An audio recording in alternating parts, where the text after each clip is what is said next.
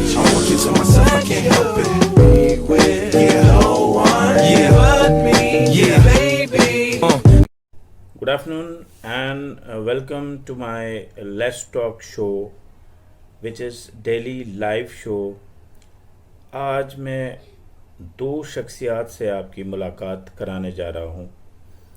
दो कश्मीरी समाज, कश्मीरी पंडित जो समाज है, जो कि पिछले 30 साल से they are living in exile, अपने ही देश में वो माइग्रेंट हैं। उनसे उनके ख़यालात जानने की कोशिश करेंगे और उनको जो प्रॉब्लम्स वो फेस कर रहे हैं उन पे हम बातचीत करेंगे। जो वो मान लो रिलीफ़ के बारे में भी बात करेंगे कि रिलीफ़ जो उन दिनों फ़िक्स हुआ था उसमें और आज में कोई चेंजेस आई हैं या नहीं आई हैं, सभी को रिलीफ़ मिलता है या नहीं मिलता है। तो ओवर टू संजय दत्त जी। पहले हम संजय दत्त जी से बात करते हैं रिलीफ़ के बारे में। तो मिस्टर संजय दत्त जी, आप थोड़ा सा बताएं रिलीफ़ के बारे में। Thank you. आपने सवाल पूछा रिलीफ़ के बारे में। मैं आपकी चैनल का बड़ा शुक्रगुजार हूँ। तो बेसिकली क्या है, जो कश्मीरी पंडितों की समस्या है 32 साल से, और इसमें कांग्रेस गवर्नमेंट ने हमें कुछ रिलीफ बढ़ाया था। उसके बाद उस टाइम जो हमारा रिलीफ था वो 7,000 था। उसके बाद जब बीजेपी गवर्नमेंट आई तो उन्होंने भी थोड़ा सा बढ़ा के 13,000 कर दिया। लेकिन तब से आज इतने साल हो गए कि कश्मीरी पंडित को अनदेखी कर दिया गया है। क्योंकि हर जो आजकल की प्रेजेंट गवर्नमेंट है, चाहे वो स्टेट में गवर्नर रूल है या सेंटर में जो बीजेपी का रूल है, आज तक हमारे साथ भेदभाव ही हो रहा है। क्योंकि 13,000 में कुछ नहीं बनता है। आजकल 13,000 में क्या बनता है? पूरी फैमिली चलानी है, इसी 13,000 चलानी होती है। तो ये सभी को 13,000 रुपये नहीं मिलता है। जी। ये किसी के पास 3 बंदे जो परिवार में हैं वो 3 ही बंदे होते हैं। जी। तो उनको उसी हिसाब से रिलीफ मिलता है। पूरा 13,000 नहीं मिलता है। किसी को 2 बंदे हैं तो उसको उसी हिसाब से रिलीफ मिलता है। तो इसलिए आज जो जगती में एक धरना भी चल रहा है, जिसको हमारी पार्टी, अपनी पार्टी ने भी समर्थन दिया है। तो वो 160 दिन से यानी कि धरने पे बैठे। लेकिन आज तक कोई भी गवर्नमेंट ऑफिशियल वहाँ तक आया नहीं कि ये देखने के लिए कि ये 160 दिन से धरने पे बैठे हैं, क्यों बैठे हैं। इसलिए मैं कह रहा हूँ कि कश्मीरी पंडितों को आज तक इग्नोर ही किया गया है। ये नहीं है कि हर कोई फैसिलिटी, कोई किसी फैसिलिटी के नाम पे सारा ये कागजी सारा प्रोग्राम चल रहा है। क्वार्टर बैठे हैं वहाँ पर, जो क्वार्टर में लोग बैठे हैं जी। हालांकि जो जगती कैंप है वो बहुत बड़ा कैंप है, सब कैंपों में सबसे बड़ा कैंप है जी। इसमें लगभग हमारी 5,000 फैमिलियाँ रहती है। लेकिन वहाँ की जो क्वार्टरों की हालत है वो भी दुर्दशा है उनकी। उनमें भी कईयों को छत खराब हुए हैं, पानी टपक रहा है, कईयों को बाथरूम की प्रॉब्लम है। अब जो ठीक हो भी गए हैं, जिनको रिकंस्ट्रक्शन किया गया, वो दोबारा से उनमें समस्या आ रही है।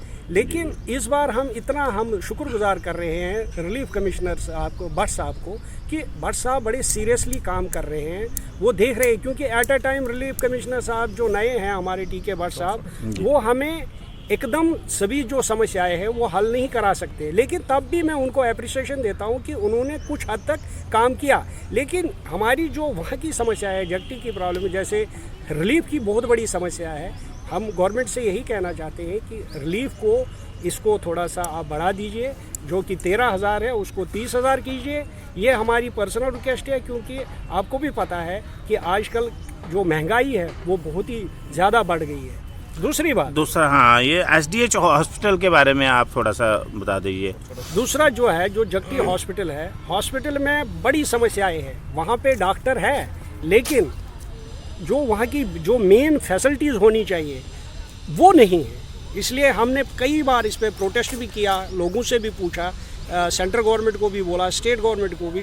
पिछली बार गवर्नर साहब आए, उनको भी हमने एक मेमोरेंडम दिया था जगती की ओर से कि ये समस्या हल कर दीजिए, इस हॉस्पिटल को अच्छी सुविधा दे दीजिए। लेकिन अब तब भी वो ऐसे की तैसा ही है। अब इसलिए मैं फिर से दोबारा से गवर्नर साहब से रिक्वेस्ट करता हूँ कि जगती जो हॉस्पिटल है उस पर ध्यान दीजिए, और जो वहाँ फैसिलिटीज़ है डॉक्टर्स की नहीं है, क्योंकि अगर किसी वक्त शाम को किसी को कोई भी समस्या प्रॉब्लम होती है वो उसको जम्मू रेफ़र जाना पड़ता है। तो इसलिए हम गवर्नमेंट से यही कहते हैं, उनसे रिक्वेस्ट करते हैं गवर्नर साहब से कि जो जगती का हॉस्पिटल है उसको थोड़ा फंक्शनल कर लीजिए, और वहाँ पे जो डॉक्टर्स है उनकी तादाद बढ़ा दीजिए। हालांकि हॉस्पिटल बहुत बड़ा है, बेड भी बहुत है, लेकिन डॉक्टर्स की कमी है और दवाइयों की कमी है। इसलिए हम रिक्वेस्ट करते हैं कि आने वाले टाइम में आप इसका थोड़ा ध्यान दीजिए। शुक्रिया संजय धर साहब, आपने टाइम दिया। अभी मैं आपकी बात कराने जा रहा हूँ मिस्टर विनोद पंडिता जी से। पंडिता जी, आपका ये जो आप भी इसी समाज से जुड़े हुए हैं और वास्ट एक्सपीरियंस है, पॉलिटिकल भी है, और मान लो सोशल एक्टिविटीज़ भी बहुत सारी कर लेते हैं। तो इसमें आपका क्या विचार है? जो डिलिमिटेशन है या कोई रिजर्वेशन का कोई ख्याल है या कुछ भी है तो? धन्यवाद गौहर भाई। हमारे कश्मीरी पंडितों की माइग्रेशन आज से करीब 30 वर्ष पहले हुई थी, जब उस टाइम की आबादी थी 4-5 लाख के आसपास थी। आज वही 30 साल के बाद आबादी लगभग 9-10 लाख तक पहुंच गई है जी। तो पिछले काफ़ी समय से हमारी कश्मीरी कम्युनिटी को कोई पॉलिटिकल रिजर्वेशन नहीं मिला है, जो एक बहुत ही अनफॉर्चुनेट और दुखदायक है। पॉलिटिकल रिप्रेजेंटेशन हम ये चाहते हैं कि जो ऑनगोइंग डेलिमिटेशन प्रोसेस हो रहा है नए पॉलिटिकल सिनेरियो में जम्मू कश्मीर यूनियन टेरिटरी में, जी, हम तो गवर्नर साहब से, माननीय होम मिनिस्टर साहब से, माननीय प्रधानमंत्री साहब से ये रिक्वेस्ट करते हैं कि 10 लाख कश्मीरी पंडितों के लिए भी पॉलिटिकल रिजर्वेशन होना चाहिए। हमारी सीटें कश्मीर में रिज़र्व की जाएं, कम से कम कुछ भी नहीं तो हमारे पास 4 असेंबली सीटें और 2 MP की सीटें हमें मिलनी चाहिए, ताकि हमें जो वर्षों पुराना जो हमारे साथ जो डिस्क्रिमिनेशन हो रहा था, भेदभाव हो रहा है, उसको ख़त्म किया जाए, ताकि हमारे चुने हुए नुमाइंदे, हमारे चुने हुए जो प्रतिनिधि होंगे, हमारे समाज का हर एक मसला पावरफुली हम उठा सकें, उनको उठा सकें और उसका अच्छी तरह से इजाला कर सकें। और ये हम, क्योंकि अभी तो डिलिमिटेशन चल ही रहा है, तो हमारा ये निवेदन होगा इन सब अथॉरिटीज़, इन सब अनुभवियों से, महानेताओं से कि गौर फरमाया जाए हमारी इस प्रार्थना पे। जी गौर। हाँ, दूसरा आता है रिहेबिलिटेशन ऑफ कश्मीरी पंडित्स, क्योंकि ये टेम्परेरी माइग्रेशन हुआ था। तो जो टेम्परेरी माइग्रेशन, कभी कोई अभी कुछ कैंप्स में हैं, कुछ कईयों ने मान लो रेंट पे रह रहे हैं, तो उस माइग्रेशन जो रिहेबिलिटेशन है इनका, उसके बारे में क्या सवाल आपका? देखिए गौर साहब, ये आपने बहुत ही अच्छा क्वेश्चन पूछा है। और ये रिहेबिलिटेशन जो कश्मीरी पंडितों का बैक इन वैली है, ये काफ़ी समय से चर्चाओं में भी है और बहुत सरकारें इसके ऊपर आई और उन्होंने कहा कि इस पे ऊपर हम एक प्रॉपर रोड मैप बनाएंगे। जी। लेकिन आज तक 30 वर्षों में कोई प्रॉपर रोड मैप नहीं बना है, एक टाइम बाउंड पीरियड में एक रोड मैप बनाया जाता है ताकि इनकी रिहेबिलिटेशन कश्मीर में बैक इन वैली की जाए। और रिहेबिलिटेशन हम ये चाहते हैं कि एक प्रॉपर रोड मैप ये गवर्नमेंट बनाए और उस रोड मैप में तमाम कश्मीरी लोगों के, हमारे कश्मीर के जो प्रोमिनेंट सभा संस्थाएं हैं, प्रोमिनेंट लोग हैं, इंटेलेक्चुअल्स है, एकेडमिशियंस है, बुद्धिजीवी है, उनसे विचार विमर्श करके। पंडिता साहब, ये जो PM पैकेज से जो एम्प्लॉयज़ गए हुए हैं श्रीनगर, जो अलग अलग मकामात पे पोस्टेड हैं, उनके लिए रहने का इंतज़ाम, उसमें बड़ी प्रॉब्लम्स आ रही हैं।